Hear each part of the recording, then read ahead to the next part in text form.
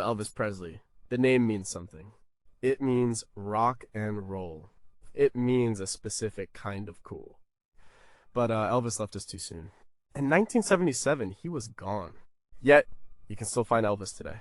You can see him on stages in small towns and big cities. You can hear his voice.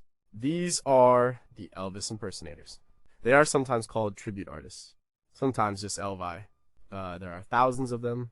Some reports say over 85,000 worldwide. That is a lot of people dedicating their lives to one man's memory. Think about it. Why do people choose to become Elvis? What does it feel like to stand in his shoes? Why do crowds still flock to see them? Is it just nostalgia, or something deeper going on? These performers do more than just sing songs. They carry a legacy. They keep a legend alive. They show us how popular culture can live on, even past its original form. They are a mirror reflecting our own feelings about fame, identity, and memory. They are a whole world rich with history and complex ideas. What can they teach us about ourselves and about how we remember our heroes? Number 17, how does the impersonator economy support local communities? This first research project looked at the money side of things. It asked how Elvis impersonators and the events around them help local economies. It is a big question.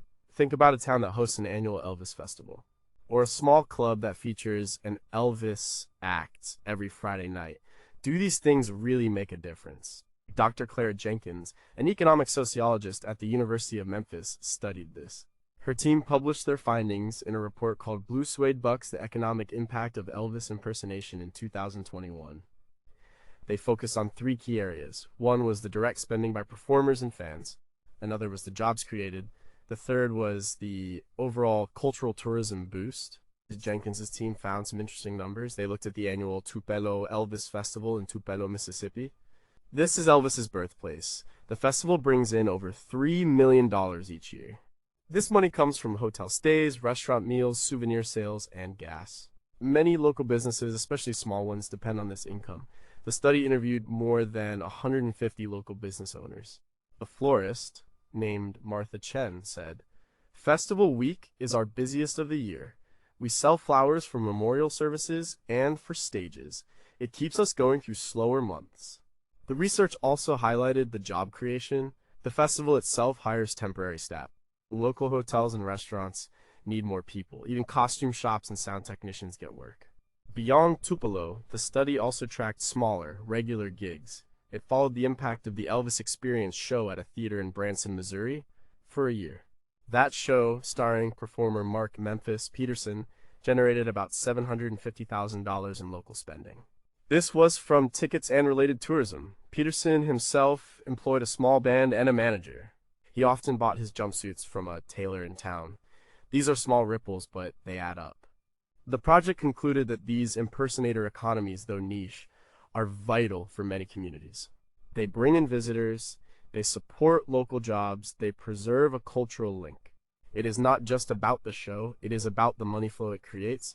This helps keep towns alive. Still, what is the exact economic cost of maintaining such a specific cultural niche? How much of this economic impact is actually new money? And how much is just diverted from other local entertainment options? And as Elvis's original fan base ages, what economic strategies will keep this whole industry afloat? Number 16, what psychological motivations drive impersonators? Why would someone dedicate their life to being another person? This is a deep question. It is what Dr. Julian Thorne, a clinical psychologist from the University of California, Berkeley, wanted to understand. His long-term study, Echoes of the King: Identity and Performance, started in 2015. It followed 50 active Elvis impersonators over 6 years. Thorne and his team conducted in-depth interviews.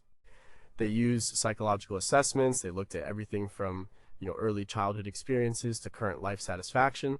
The study identified several common motivations. One was a deep love and respect for Elvis Presley himself. Many impersonators grew up listening to his music. They saw him as a hero. For them, performing as Elvis is a way to honor him. Michael "the Memphis Flash" Johnson, a performer from Ohio, told Thorne, "It is not about being him.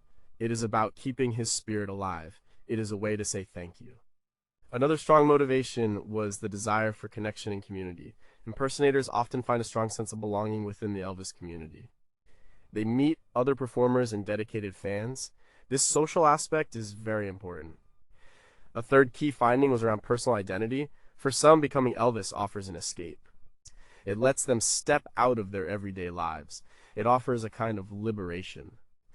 For others, it is a way to find their own identity through performance. They might have felt shy or unremarkable before, but as Elvis, they feel powerful, they feel seen. One participant who asked to be anonymous said, when I put on the suit, I am more myself than I am in my regular job. It makes no sense, but it is true. Thorne's research noted that this identity shift was generally healthy. It was not a sign of delusion. Instead, it was a conscious performance choice. It gave people purpose and self-esteem. The study also looked at the mental health of impersonators. It found that on average, they reported higher levels of life satisfaction than the general population. This was likely due to the creative outlet, social support, and sense of purpose. It suggested that for many, this work is not just a hobby. It is a vital part of their well-being. It is a way to channel passion and find meaning. But how does prolonged immersion in another persona affect one's core self over decades? Does the line between performer and person ever truly blur to a problematic degree? And do these psychological benefits extend to all impersonators, or are they only for those who achieve a certain level of success or recognition? Number 15, how do fan communities shape the legacy of impersonators? And fans are a huge part of the Elvis world. They do not just watch, they participate. They help keep the whole thing going. Dr. Alice Chen, a cultural anthropologist at the University of Texas at Austin, explored this. Her book, Worshipping the Wax Elvis Impersonator Fan Communities, published in 2019, detailed her ethnographic research. She spent 3 years embedded in different fan groups. She attended festivals, tribute concerts, and online forums. She wanted to understand how these fans act as curators of the Elvis legacy, and how they support the impersonators themselves. Chen found that fan communities are incredibly organized. They are passionate. They are often highly critical, but also fiercely loyal. There are groups like the Blue Suede Brigades and the Graceland Guardians. These groups do more than just follow performers. They promote shows. They share historical details about Elvis. They even help new fans understand the rules of the impersonator world.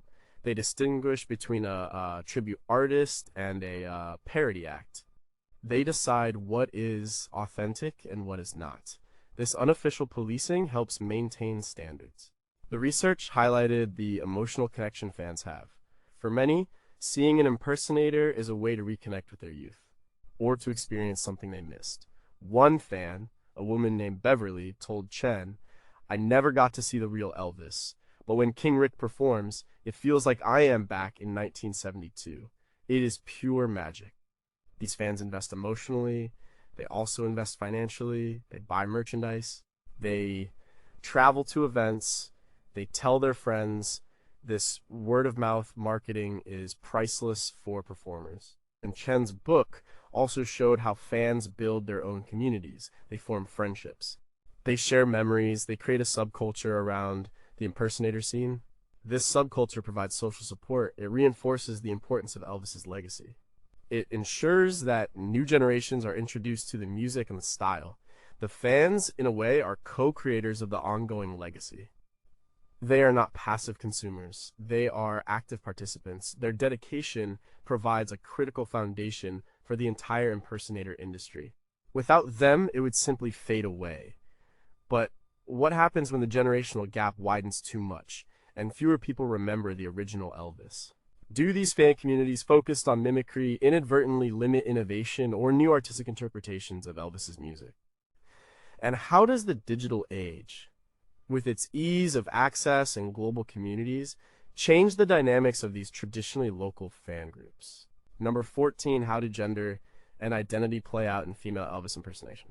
When most people think of an Elvis impersonator, they picture a man. But what about women? Female Elvis impersonators, often called Elvis herself or F. Elvi, exist. And their story is unique. Dr. Maya Sharma, a gender studies scholar at the University of Toronto, explored this.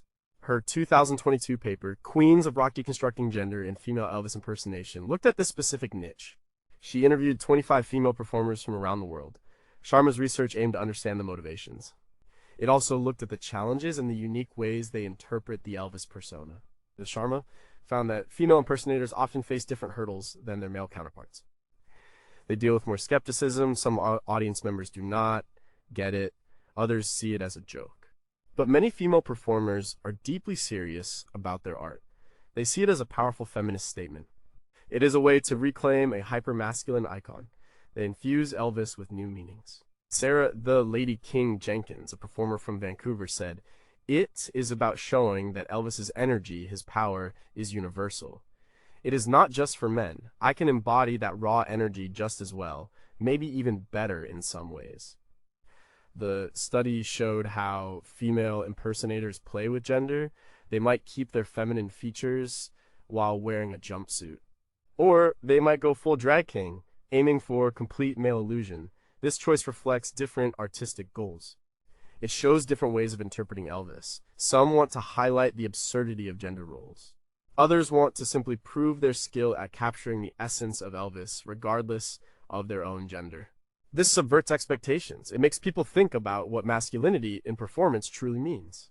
Sharma also noted the strong sense of community among female Elvis performers. They support each other, they share tips, they often feel like they are part of a secret club. They are breaking ground. They are redefining what an Elvis impersonator can be. Their performances are not just about Elvis. They are about identity, gender fluidity, and challenging cultural norms. They demonstrate that the legacy of Elvis is broad enough to be interpreted in many unexpected ways.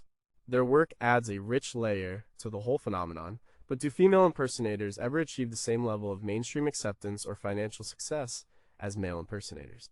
Is their performance inherently a commentary on gender, or can it be purely about the music and stage presence? And how do audiences, particularly older, more traditional Elvis fans, reconcile these gender-bent performances with their established image of the king?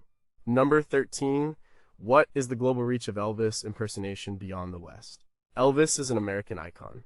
Most people assume Elvis impersonation is mainly a Western thing.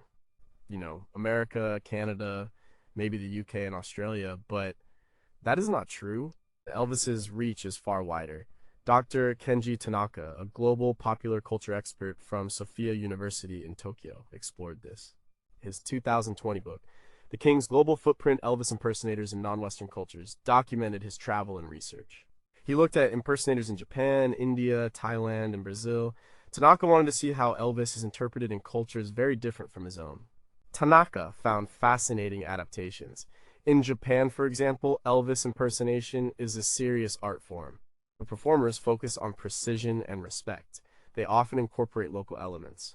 One famous Japanese Elvis, Takeshi, the Samurai King, Tanaka, no relation to Dr. Tanaka, performed with traditional Japanese drumming. His performances were highly theatrical. They blended American rock and roll with Japanese aesthetics. This shows how cultural exchange works. It is not just copying, it is adapting and remixing. In India, Elvis impersonation often appears in Bollywood-style performances. It is part of a larger spectacle. The costumes might be more flamboyant, the dance moves might be more interpretive. Dr. Tanaka interviewed a performer in Mumbai named Rajesh Rock and Roll Raja, Singh. Singh explained that for him, Elvis represents a kind of aspirational freedom. He is a symbol of Western cool, but Singh puts his own spin on it. He makes it relatable to an Indian audience. This shows how icons can take on new meanings in different cultural contexts. The research highlighted the universal appeal of Elvis's music. His themes of love, rebellion, and loneliness translate across languages. But it also showed how local cultures shape the performance. The stage presence, the costumes, and even the vocal inflections change. It is not just about mimicry, it is about cultural translation. These global impersonators are not just keeping Elvis alive. They are making him a global citizen.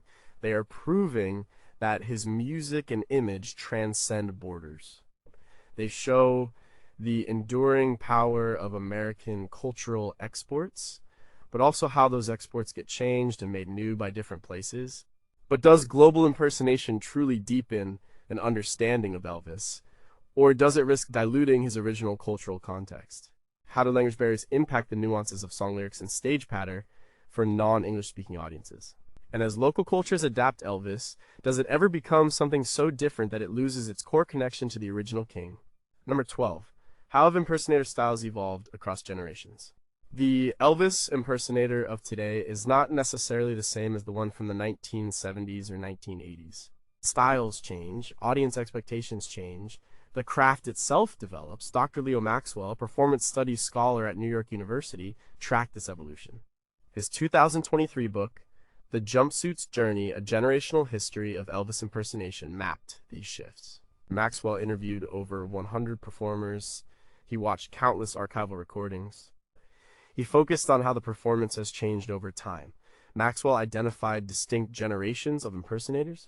The first wave were active in the late 1970s and 1980s. These were often people who had seen Elvis live, and they focused on replicating his look and sound as accurately as possible. There was less emphasis on exact costume detail. It was more about capturing the raw energy. Many of them were Elvis fans first. They started performing as a way to cope with his death. Bob the Early King Miller, a performer who started in 1979, told Maxwell, "We just wanted to keep the music going. The suits were often homemade. It was all heart." The second wave, from the 1990s and early 2000s, saw a rise in professionalism. This was when the term tribute artist became more common. Performers invested in higher quality costumes. They studied Elvis's movements more precisely. Competitions became more prevalent. This pushed for greater accuracy. Artists like Trent, the Ultimate Elvis, Harrison became known for their uncanny resemblance. They focused on specific eras like the Vegas Elvis or the Aloha from Hawaii concert. It was about perfecting the craft. The third wave from the 2010s to today is even more diverse. There is a strong emphasis on vocal accuracy. New technologies like digital backing tracks help. Some performers now specialize in very early Elvis, the Sun Records era. Others focus on the gospel songs. There is also a rise in what Maxwell calls interpretive Elvis. These performers might not look exactly like Elvis, but they capture his spirit, they bring their own creativity to the performance. The evolution shows a growing sophistication. It also shows a broadening definition of what it means to be an Elvis impersonator. It is a constantly moving target. Still, does this increasing precision and professionalism risk losing the raw, spontaneous energy that characterized Elvis himself? As impersonators get better at replicating, do they inadvertently create a rigid ideal that stifles individual interpretation? And will younger generations less familiar with Elvis eventually move away from the mimicry model towards something entirely new? It's number 11. How does costuming and aesthetics inform impersonator identity? The suit makes the man, or in this case the king. Elvis's iconic jumpsuits are a huge part of his image. For impersonators, the costume is not just clothing, it is part of their identity. Dr. Eleanor Vance, a fashion historian at the London College of Fashion, studied this. Her 2018 journal article, The Velvet Voice Economy, a Material Culture Study of Elvis Impersonator Attire, went deep into the world of jumpsuits, scarves, and jewelry. Vance explored how these aesthetics are crafted. She looked at what they mean to the performers and the audience. Vance found that costumes are meticulously researched. Many impersonators spend thousands of dollars on a single outfit. They work with specialized tailors who recreate Elvis's stage wear down to the last rhinestone. These tailors, like Bill Ballou in Las Vegas, who designed many of Elvis's original jumpsuits, or modern-day experts like Jean Doucette, are artists in their own right.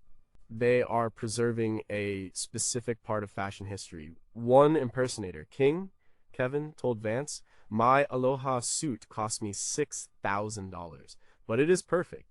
It is part of the magic. It tells the audience I am serious." The choice of suit also tells a story. It signifies a specific era of Elvis. A gold lame suit means 1950s Elvis. A white jumpsuit with a high collar means 1970s Vegas Elvis. Performers carefully select which era they embody. This helps them connect with different fan bases. It allows them to express different aspects of Elvis's career. The details matter. The right belt buckle, the correct scarf pattern, even the color of the guitar strap. These are all part of a visual language. Vance's research also touched on the transformative power of the costume. Putting on the suit is a ritual. It helps the performer step into the persona. It is a physical manifestation of the mental shift. It makes them feel like Elvis, and it helps the audience suspend disbelief. The costume acts as a powerful signifier. It bridges the gap between the mundane and the magical. It is a key element in keeping the illusion alive. The aesthetics are not superficial. They are fundamental to the entire experience. They are a crucial part of the impersonator's art. But how do changing fashion trends or modern material advancements affect the authenticity or replication of these historical costumes?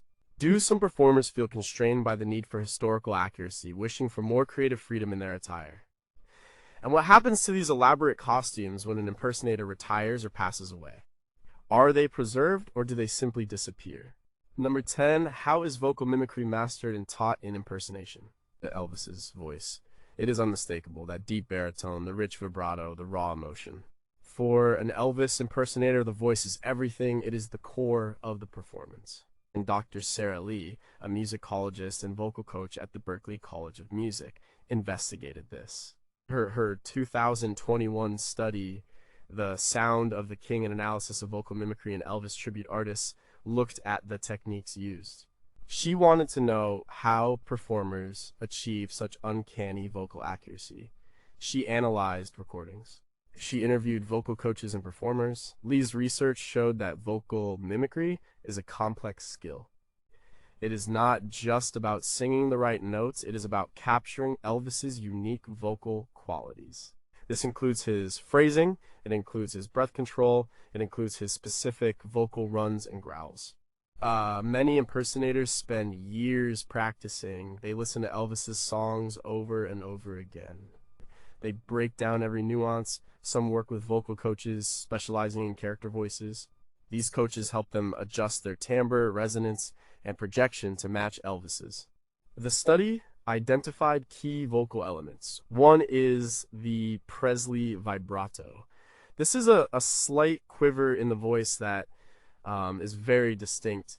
Another is the Memphis sneer, a vocal inflection that often accompanies his stage presence. Performers learn to control these elements.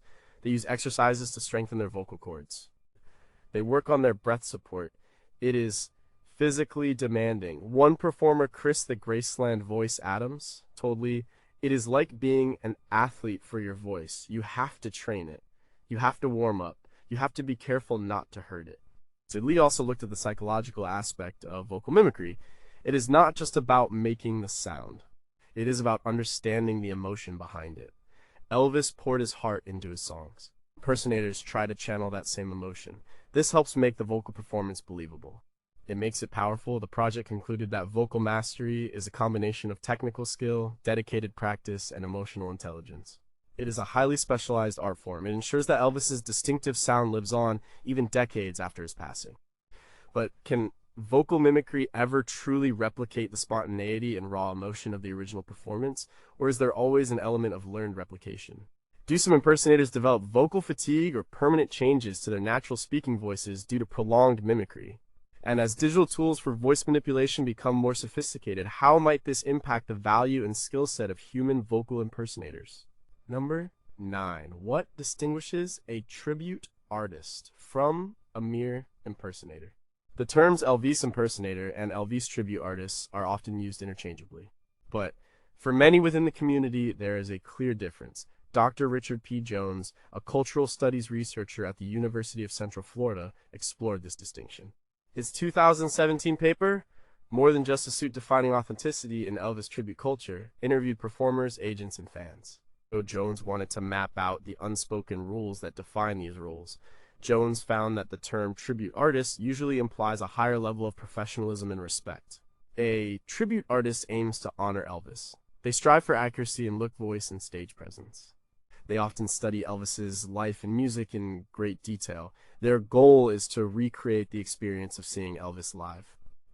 They take their craft very seriously. A tribute artist treats Elvis's music like sacred text, one agent told Jones. They are not making fun. They are celebrating. An impersonator can sometimes be seen as a broader term. And it can include those who do it for laughs. It can include those who are less focused on exact replication. or those who do it as a novelty act. They might wear a wig and a cheap costume. They might sing badly on purpose, their goal might be parody, or just general entertainment. The intent is different. The level of dedication is different.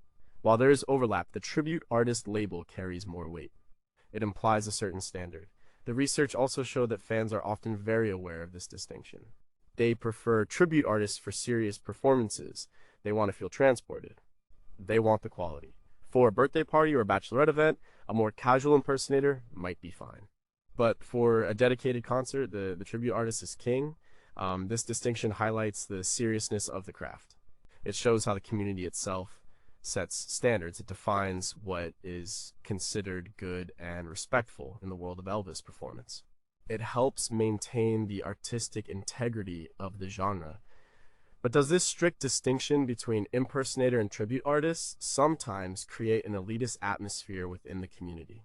Is it possible for an act to be less accurate, but still deeply moving and authentic in its own way? And who ultimately holds the power to define and enforce these categories? The performers, the fans, the agents, or the media? Number 8, how do impersonators manage the physical demands of performance?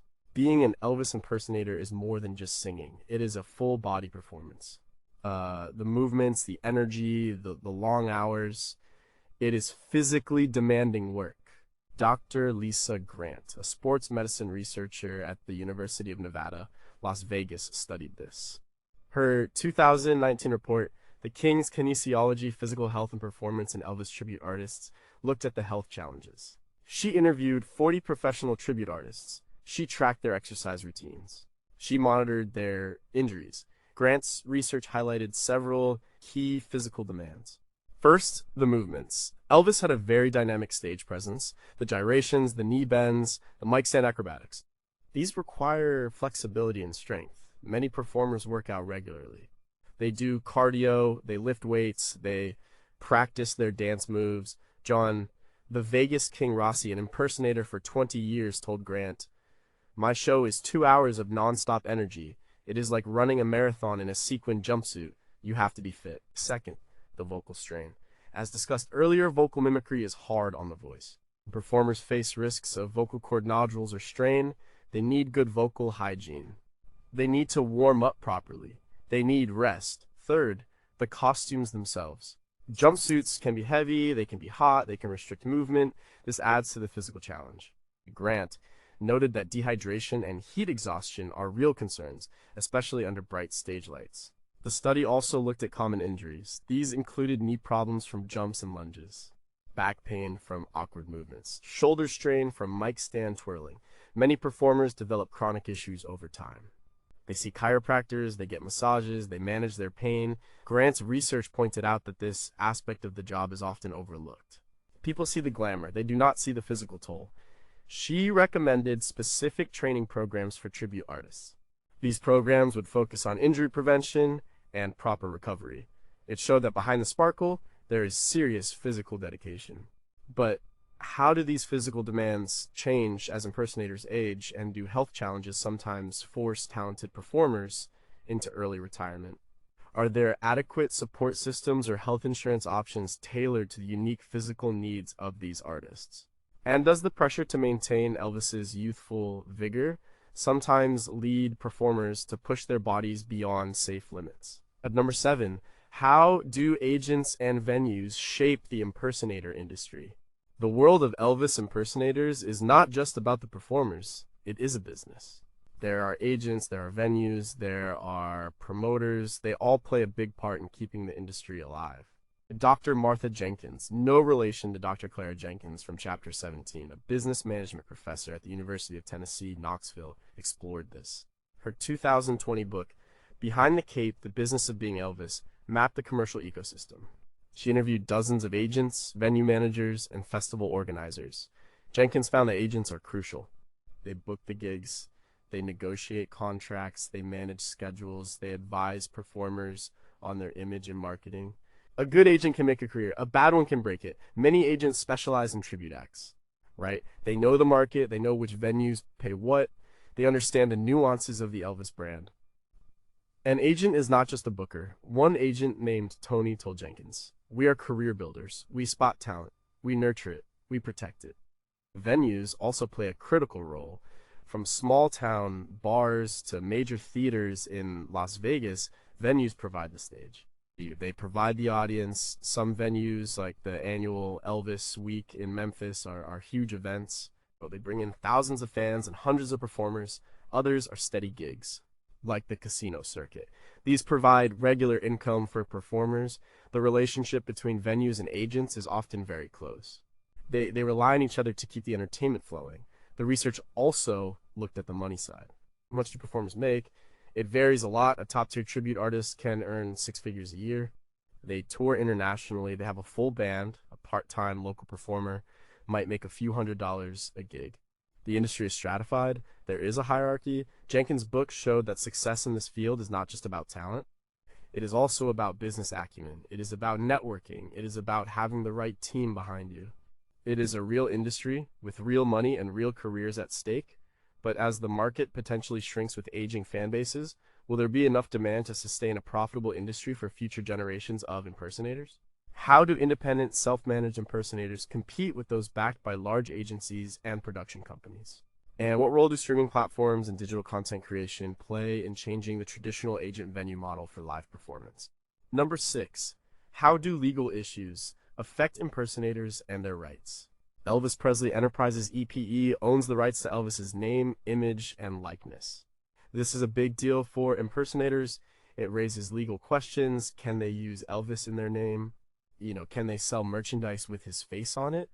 Professor David Lee, an intellectual property law expert at Vanderbilt University Law School, explored this. On his 2022 Law Review article, Who Owns the King? IP Law and the Elvis Impersonator, examined court cases and licensing agreements. He interviewed legal teams from EPE and also spoke with impersonators. Lee found that the legal landscape is complex. EPE has a strong interest in protecting the Elvis brand. They do not want unauthorized use. They want to control the quality of what is out there. They have been known to send cease and desist letters. This can be intimidating for performers, but there is also a balance. EPE recognizes that impersonators help keep the legacy alive. They draw new fans, so they do not shut everyone down. The key often lies in whether the performance is a tribute or parody versus outright infringement. A tribute artist who is clearly a separate person performing as Elvis is usually fine. They are protected under fair use or artistic expression in some contexts. But if someone tries to pass themselves off as the real Elvis or sells products that suggest an official endorsement, that is where EPE steps in. The line can be blurry. Some impersonators have learned to navigate this by using names like the King of Rock and Roll Tribute Show rather than just Elvis Presley. The research highlighted the need for impersonators to understand their rights, and also the limits. Many performers choose to operate carefully. They avoid direct infringement. They focus on their performance, not on selling branded goods. The legal situation forces creativity in branding. It means that while the spirit of Elvis is free, his commercial image is not. It is a constant negotiation between artistic freedom and corporate control. It shapes how impersonators present themselves. It defines what they can and cannot do. But do current intellectual property laws adequately balance the rights of the original artist's estate with the rights of tribute artists who help preserve the cultural legacy? Could stricter enforcement lead to the disappearance of smaller, independent impersonators, leaving only corporate back shows? And how do these legal frameworks adapt to new forms of performance, like deepfakes or AI-generated Elvis content? Number 5, are impersonators cultural historians for future generations? When an Elvis impersonator takes the stage, they do more than entertain. They provide a living history lesson. They show what Elvis was like. They bring a past era to life. Dr. Emily Carter, a public historian at the Smithsonian Institution, explored this. Her 2023 online exhibit and accompanying report, Echoes of History, Elvis Tribute Artists as Cultural Memory Keepers, looked at this role. She collected interviews with performers. She analyzed their performances through a historical lens. Carter argued that impersonators are unofficial cultural historians. They research Elvis's performances. They study his interviews. They learn his mannerisms. They replicate the music. They recreate the fashion. This is all part of presenting a historically accurate picture. For younger generations who never saw Elvis, this is their closest experience. It helps them understand the impact he had. It shows them why he was so revolutionary. It preserves a moment in time. The research focused on how impersonators embody different eras of Elvis. Performer specializing in 1950s Elvis, for example, conveys the raw, rebellious energy of early rock and roll. They show the specific fashion of that time. A 1970s Vegas Elvis performer illustrates the spectacle and grandeur of his later career. They showcase the elaborate jumpsuits. This allows audiences to witness the evolution of an icon. It makes history tangible. Carter's project highlighted the educational value. Impersonators often share facts about Elvis during their shows. They tell stories. They explain the context of his songs. They are engaging teachers. They make history fun. They ensure that Elvis's story is not just confined to books or documentaries. It is a live, breathing experience. They are critical to passing down cultural memory. They bridge the gap between past and present. They keep the legend from fading into mere historical text. They make it vibrant. But how do impersonators, whose primary goal is performance, balance historical accuracy with artistic interpretation? Or do they sometimes inadvertently perpetuate myths or inaccuracies about Elvis due to the demands of entertainment? And as the primary source material, Elvis's live performances becomes older, does the risk of misinterpretation or creative liberty increase over time? Number 4, can impersonation serve as a form of therapy or healing? For some people, becoming Elvis is more than a performance. It can be deeply personal. It can be a way to cope with loss. It can be a path to healing. Dr. Chloe Davis, a music therapist and psychologist at the University of Southern California, investigated this. Her 2021 study, The King Within Therapeutic Dimensions of Elvis Impersonation, looked at how embodying Elvis might offer psychological benefits. She conducted interviews with performers who had experienced personal trauma or emotional struggles. Davis found several compelling cases. One performer, a man named Arthur, started doing Elvis after his wife passed away. He told Davis, "I was lost. But when I put on the suit, I felt strong again. I felt happy for the first time in months. It was like Elvis gave me back my joy." For Arthur, the performance was a way to process his grief. It gave him an outlet for his emotions. It provided a new sense of purpose. It connected him to a community that offered support. The research suggested that impersonation can act as a form of role-play therapy. It allows individuals to step outside of themselves. They can explore different facets of their personality. They can experience confidence they might lack in their everyday lives. The structure and ritual of the performance also provides stability. It creates a routine. It offers a sense of control during chaotic times. The music itself is therapeutic.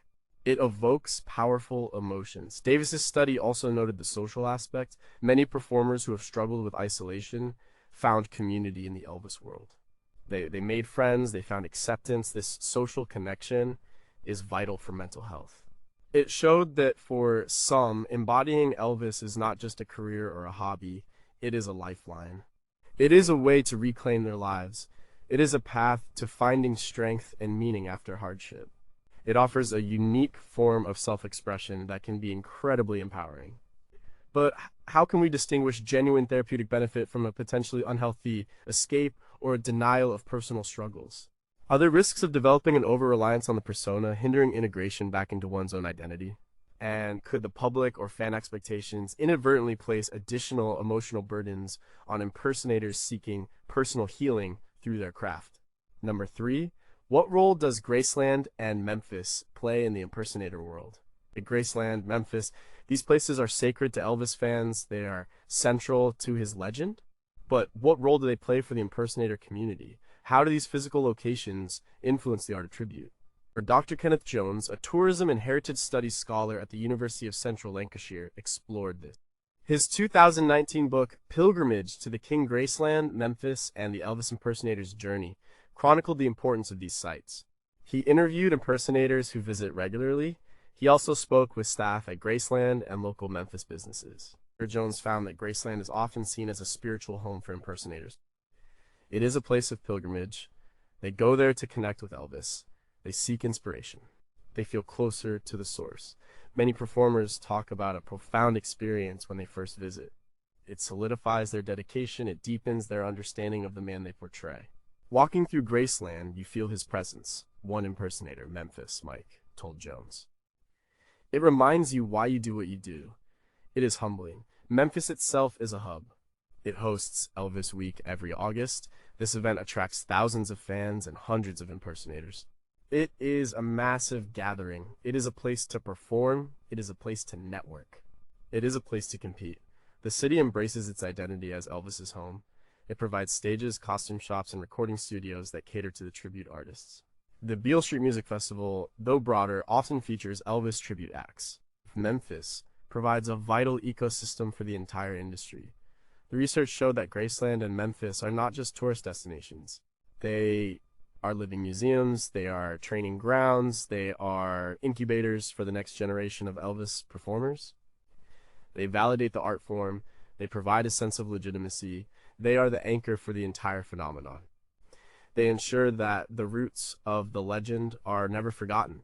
They are the beating heart of the Elvis impersonator world. Without them, the legacy would feel less grounded. But does the overwhelming presence of Graceland and Elvis Week in Memphis risk homogenizing the impersonator experience, making it harder for unique regional styles to emerge? As Graceland itself evolves with new exhibits and commercial ventures, does it adequately balance the needs of historical preservation with the desires of the active tribute community? And could over-commercialization of these sacred sites eventually diminish the spiritual or inspirational experience for dedicated impersonators? Number 2, how will digital impersonation and AI impact human performers?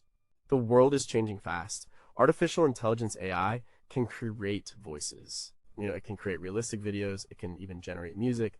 This raises a big question for human Elvis impersonators. What happens when AI can do it too? Dr. Alex Chen, no relation to Dr. Alice Chen, a digital humanities scholar at Stanford University, explored this. Her 2024 forthcoming book, Synthetic Kings AI, Deepfakes and the Future of Elvis Tribute, looks at the emerging threat and opportunity. She interviewed AI developers, she spoke with human impersonators about their concerns. Chen's research details how AI can now convincingly mimic Elvis's voice. There are programs that can sing any song in his style. And deepfake technology can create videos of Elvis moving and performing as if he were alive today. This technology is becoming more accessible. It is becoming more realistic. This presents a challenge to human performers. Why pay to see a human when you can see a perfect digital recreation? Many impersonators expressed worry. It is scary, one performer, who asked to be unnamed, told Chen. I have spent 30 years perfecting my voice. Now a computer can do it in seconds. The concern is about job security. It is about the devaluation of human skill. If perfection can be automated, where does that leave the human artists and their flaws, their unique interpretations? But Chen also found a different perspective. Some saw AI as a tool. It could help them refine their own performances. It could create unique backing tracks. It could offer new ways to interact with fans. There is also the argument that a human performance offers something AI cannot. It offers connection, it offers live energy, it offers the thrill of a shared, unrepeatable moment. The audience knows a human is there, they respond to that. The research suggested that while AI will undoubtedly impact the industry, it might not fully replace human performers. It might push them to emphasize the uniquely human aspects of their art. It might force a redefinition of what tribute truly means in a digital age. But could the public's perception of authenticity fundamentally shift, making AI-generated performances indistinguishable or even preferable to human ones? Will there be an ethical framework developed to govern the use of deceased artists' likenesses in AI, or will it be a free-for-all? And as the technology advances, could AI Elvis eventually interact with audiences, creating a new form of digital performance that human impersonators cannot compete with on sheer scale or endless availability? Number 1, what is the ultimate enduring legacy of Elvis impersonators? We have looked at many parts of this world, the money, the mind, the fans, the gender, the globe, the clothes, the voice, the rules, the body, the business, the law, the history, the healing, the home, the future. So, what does it all add up to? What is the lasting impact of Elvis impersonators? Dr. Laura Sanchez, a leading cultural studies professor at the University of California, Los Angeles, brought many threads together. Her magnum opus, The Living Legend: How Elvis Impersonators Define the Afterlife of an Icon, published in 2024, offers a sweeping conclusion. She's synthesized decades of research. She conducted her own final interviews with icons of the impersonator world. Sanchez argues that the ultimate legacy is one of cultural immortality. Elvis impersonators have ensured that Elvis Presley remains present. He is not just a figure in old videos or dusty records. He is a dynamic, living force in popular culture. They keep his music heard, they keep his image seen, they introduce him to new generations. Without them, the vibrant, active connection to Elvis would be much weaker. They are the tireless guardians of his eternal flame. The research shows that impersonators are a unique form of collective memory. They demonstrate how society preserves its heroes. They highlight the human need for myth and legend. They provide a tangible link to a past era. They allow us to experience a piece of history that would otherwise be lost. They are a testament to the power of a single individual's impact. They show how deeply an artist can embed themselves in the global consciousness. Sanchez also emphasizes the role of the impersonator as a community builder. They create connections among fans. They offer creative outlets for performers. They generate economic activity. They provide a shared cultural experience. This goes beyond just being a show. It is about building networks. It is about fostering identity. It is about finding belonging. The entire phenomenon is a complex, rich tapestry of human endeavor. It proves that the king truly never left the building. He just moved to thousands of other buildings in thousands of other bodies. They are a constant reminder that some legends are simply too big to die. They adapt. They transform, they endure, but as the world continues to change at an ever-accelerating pace, will the specific art of Elvis impersonation remain relevant, or will it eventually be seen as a relic of a bygone era? If the memory of the real Elvis fades, does the impersonator's role shift from tribute to creation, perhaps birthing an entirely new cultural phenomenon?